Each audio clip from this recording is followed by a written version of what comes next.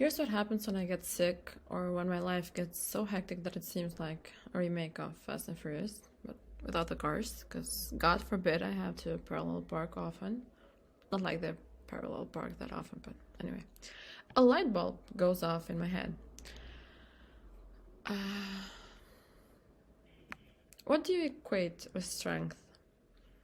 A strong person handles what life throws at them. The more life throws at them, the stronger they become, and the more we think of them as strong, because strength is their only choice, or at least this is how I thought strength worked. Something bad happens to you. If you're weak, you crumble, but if you have a strong character, you push through, persevere, and make it out alive, stronger. I used to think that the way to build strength wasn't during our everyday tasks, but during like personal catastrophes, sickness and breakups and layoffs and instabilities and global pandemics. Yet, as I mentioned, when I'm sick or when my life gets wild or a little out of control, that light bulb goes off in my head. The light bulb that tells me that the reason I, self-proclaimed strong person, feel generally happy most of the time and ready to deal with difficulties isn't because I persevere in the face of emotional storms or knockout blows. It rhymes. But the reason I'm strong and happy is because dun-dun-dun-dun, I've built a healthy baseline optimism. A healthy baseline optimism is a general level of optimism you've built and that you maintain even when things get hard or when times are kind of shitty for you or very shitty. Earlier this year, I got infected with COVID-19, and saying 19 reminds me that the fact that this virus was detected 2 whole years ago, and almost it's gonna be 3 soon, whatever. It's surreal that we're collectively going through this, but as every infected person could tell you, while we're all going through this together, you go through the virus alone, and sometimes very, very alone, and not just literally. I had the quote-unquote luxury, it's the thought of considering it a luxury is funny, for lack of a better word. I had the luxury that my partner and I both got infected. I've always found the phrase, at least you have each other, thought-provoking. Oops. It's like, no matter what happens, at least we have each other. Moving to a new country where you don't know anyone, at least you have each other. It's just like one of those phrases that my writer self can't get enough of just like thinking and analyzing. We have each other in many ways, and this was just one of the ways that we now had each other in. And fortunately, we never felt severely ill. We're now healthy and back to normal.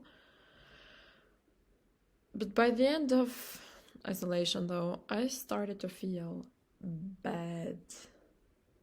The fear of battling something we, at the time, knew kind of little about. We still don't know everything there is to know about it. It got to me, but it wasn't just that the virus wasn't letting me do the activities that are the reason behind what I do and who I am and the way I think. These are some of my healthy baseline optimism activities and why I think I'm strong or self-proclaimed strong. Some of these are universal. I think you'd find them in any other video titled Things to Make You Happier or these 10 things. Anyway, I have an article actually that's like 10 non-cringy hacks that changed my life. But anyway, so I went to a dark place because COVID-19 and having the virus implied that I couldn't do these things at all, or not to the extent I usually do. So, in no particular order, these are some of the activities that truly hold my life together in ways I only remember and realize when I'm unable to do them. Number one, meditation. I meditate every day. I'll be honest, when I'm in a rush or still very sleepy, I do these 2 minutes guided meditations or meditate lying down in bed. Both of these methods are not good for me, and if I'm being honest with myself, it's like I haven't meditated at all that day when I do these. But I mean, sure, sometimes I can get in the zone in just 2 minutes, but that's rare. But meditating regularly, so 10 to 15 minutes every day with a timer, not lying down, not half asleep, has changed my mind. Because it literally changes your brain's gray matter, and it has changed the way I handle life. So yeah, that's what the first activity. And the second one is working out. I try to work out 3 times a week. And I think I've kept this going on and off for a year and a half now, I think, which is great for me. I did sports regularly when I was a kid, but I added this habit of working out to my life because I love exercising. I love the way it makes me feel. I know you'll hear this from everyone, and it's just about like building that momentum, but it's true that it makes you feel great. It just is. Endorphins, man. So like, why wouldn't I want to prioritize things that make me feel amazing, like workouts? So if I skip workouts, my body is just like question mark, question mark, question mark, and it will actually send me signals that it's missing the endorphins and dopamine and all that good stuff we get from moving our bodies. And I swear, it's funny, actually. This never happens when I'm on vacation, not working out. My body like doesn't send me those signals. It's just like, it's fine. You're chilling. I will allow it. It's weird and I love it. Number 3 of the way that I build my healthy baseline optimism, it's quality time with loved ones.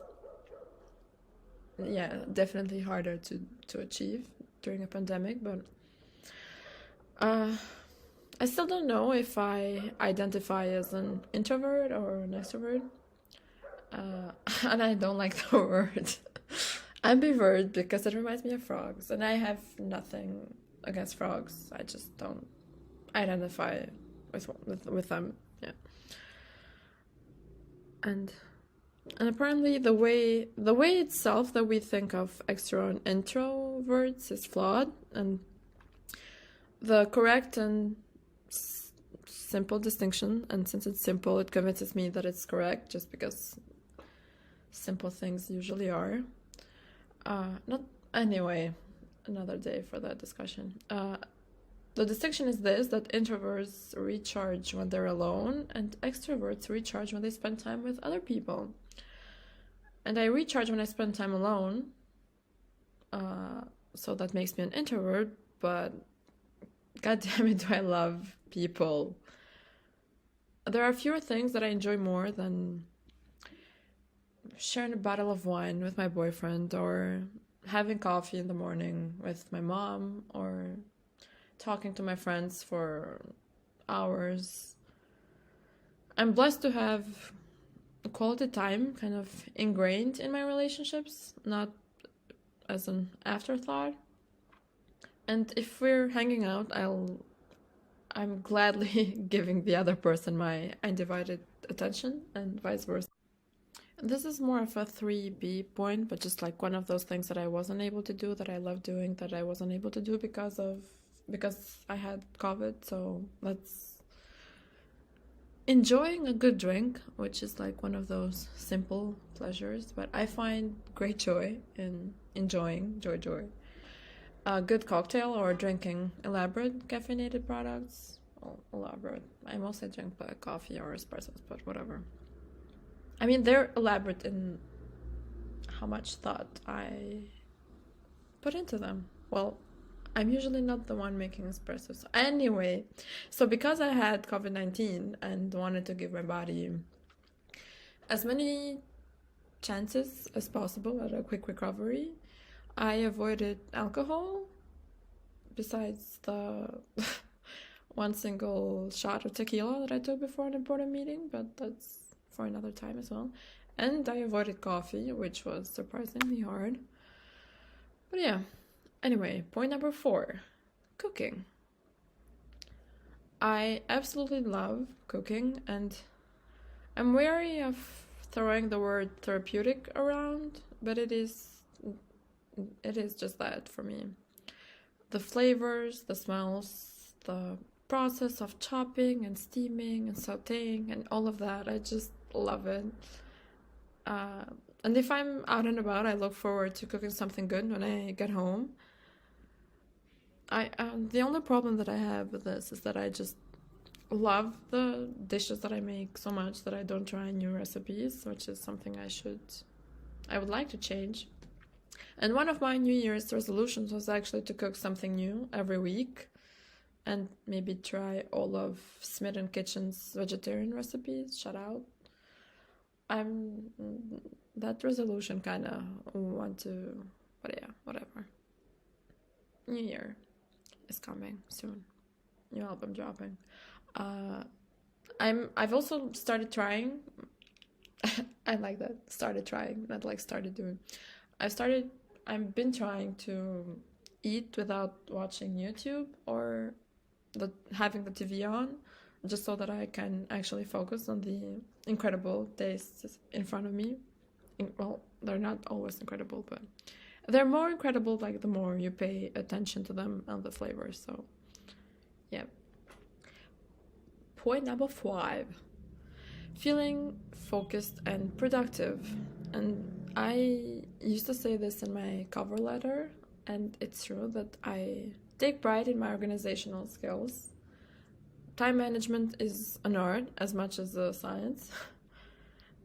You can kind of say that about everything almost, but and just feeling in control of how I spend my day, and insert quote, how we spend our days is how we spend our lives here. Yeah, and so being able to control. Yeah, I also have an issue with the word control. Maybe I'll do like an episode talking about all the words we use that I have an issue with. Well, not an issue with, but I just like to think about. Anyway.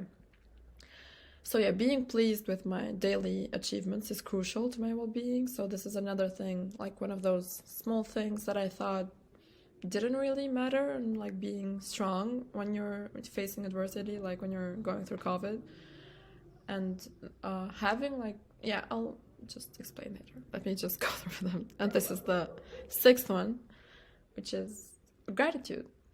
Like journaling and just sitting in the grass, looking at the sky, feeling grateful about the life that I have are things that matter a lot to me. I feel gratitude about a pizza so delicious that I want another, about a kind stranger, about a delightful waitress, and I think this is what I struggled the most with during isolation and having COVID, that I felt ashamed of how ungrateful I was being. So in theory, I knew that this shall pass, that it was gonna pass, and I knew that it was normal to feel sad and confused and empty and scared. You have a deadly virus in the middle of a global pandemic because of said deadly virus. Oh, and your boyfriend has it too. So in theory, I knew that I had to be immensely grateful that our recovery was, I'd say, pretty quick and we had no severe symptoms. But in reality, I wasn't feeling that grateful. I felt ashamed in a way. Thousands of people had died, and even more since when I had COVID have passed away. And we only had mild symptoms and the privilege to medicate if needed. The vaccine wasn't a thing yet then. And I couldn't feel thankful about it, despite knowing these facts and how incredibly lucky we were. And I was just like, you can't feel grateful because you feel bad? Yeah, no one has to guilt trip me because I do it myself. It's like, fine. So yes, gratitude is important to me. And so this is the way that COVID affected all of these things that I usually do and are important to me. It affected my meditation practice because achieving mindfulness, which is kind of an oxymoron, since mindfulness is literally about anything but achieving and having that attachment to the outcome. But anyway, so yeah, that meditation was pretty hard. I only thought about my symptoms that day and the way that I felt and how many days were still left. So similarly, you can imagine how having COVID affected the other activities that matter to me, that make me achieve that healthy baseline optimism. I couldn't work out or sweat without fear of suppressing my immune system. Quality time with loved ones and productivity as well were out the window for the most part. And not only could I not work as much, but I couldn't even read books. I'd get headaches, actually. I have to make a disclaimer. According to a report published late last year in The Lancet, which used data from 9 million people,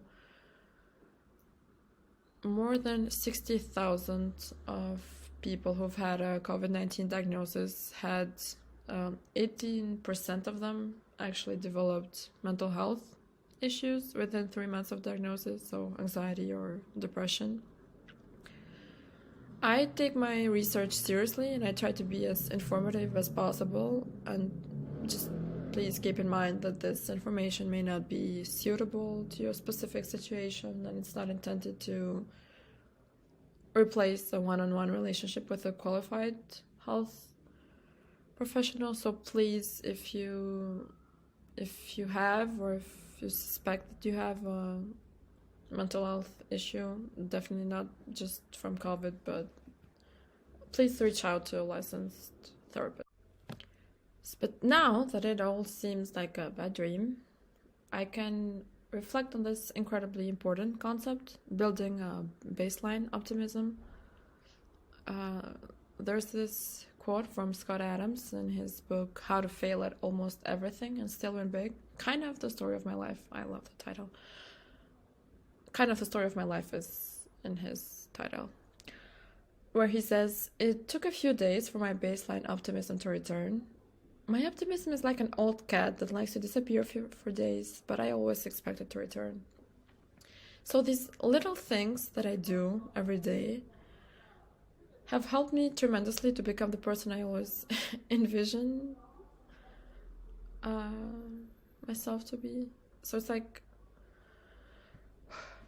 if you wanted to start a business and someone just gave you $100,000, but the business is your life and you gave yourself that $100K by investing every day. So building a baseline optimism is like investing in your future. If, God forbid, something bad happens to you, you already have a myriad of goodness on your side, a positive and mindful outlook focused on solutions, I'd say. And keep in mind that a healthy baseline optimism looks different for different people. So maybe you're naturally bubbly and hopeful, and unlike me, you don't have to do any activity to reach that kind of healthy baseline optimism that'll make it easier for you to handle COVID-19 or any kind of adversity. And that's just who you are. You're bubbly and awesome, good for you. Like, I'm happy for you. But like, on the other hand, maybe you're on the other side of the spectrum, so maybe negativity and hopelessness are like those feelings that come naturally to you. So let me just say, it won't be the road less traveled. You won't be alone in this journey. A lot of people are that way, so don't worry. And in this case, you might need to go the extra mile, so maybe include more optimism boosting activities and maybe doing them more frequently. And this might sound like keeping a list of things you're grateful for that you can refer to when you're feeling pessimistic. This can look like maybe doing some cognitive behavioral therapy exercises to identify between facts and opinions you tell yourselves, because, and this is a quote that I'll source below, much of the time we respond to our thought processes as if they reflect facts about the world, whereas they more often represent opinions or assumptions. The other thing that you can do is just to entertain positive thoughts when they enter your brain. Like, think of ways that things could work instead of ways that they couldn't. I'm just asking you to entertain them, just to like be curious about them. Like, hey, positive thought, what are you doing here? Like, just be friendly. And I'm also a firm believer that hard conversations help us grow and that we should have them as often as needed.